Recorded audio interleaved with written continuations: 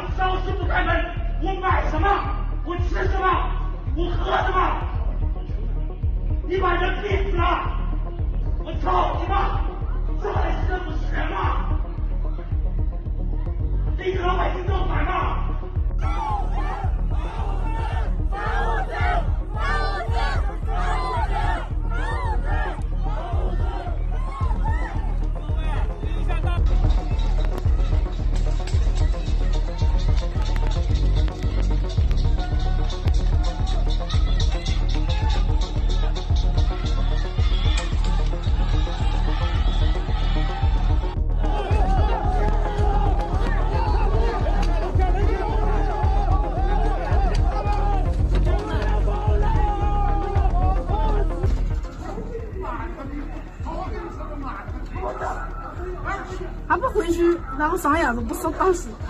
哦呦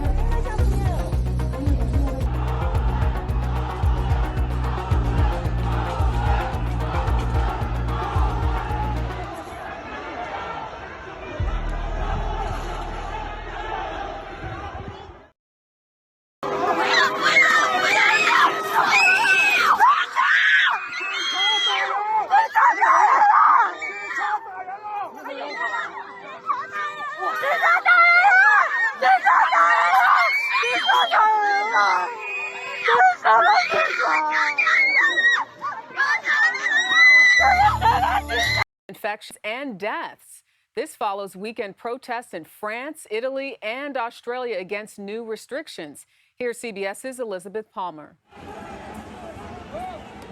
Riot police faced off against French protesters this weekend who are angry about rules that make vaccine passports compulsory to enter many public places. But most people have accepted the idea. At the Eiffel Tower, everybody in the line has to show a proof of vaccination barcode or certificate or take an on-site COVID test in order to enjoy the views from this famous landmark, which has just reopened after 9 months. In Athens, too, there were demonstrations after the Greek government made vaccinations mandatory for health workers. It's also insisting ferry passengers traveling to the Greek islands show proof of immunity to protect its vital tourism industry.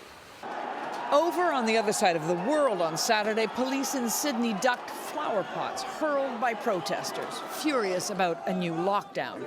Australia had kept COVID at bay by closing its borders, but the virus sneaked in anyway, and infections are now on the rise. And here in England, young clubbers celebrated not only the end of lockdowns, but all COVID restrictions partying in crowded venues on so-called Freedom Day at the start of the week. In China, we see the lockdown in Shanghai, and the State Department now ordering families out, all non-essential workers out of Shanghai. Well, China has a number of problems, two of which are that their complete lockdown, which was their approach, a strictest lockdown that you'd never be able to implement in the United States, although that prevents the spread of infection. And remember, early on, they were saying, and I think accurately, that they were doing better than almost anybody else. But lockdown has its consequences. You use lockdowns to get people vaccinated so that when you open up, you won't have a surge of infections because you're dealing with an immunologically naive population to the virus because they've not really been exposed because of the lockdown. The problem is that the vaccines that they've been using are not nearly as effective as the vaccines that are used in the United States, the UK, EU, and other places. She's had the flu for 14 days. Should she get a flu shot? Well, no. If she got the flu for 14 days, she's as protected as anybody can be because the best vaccination is to get infected yourself.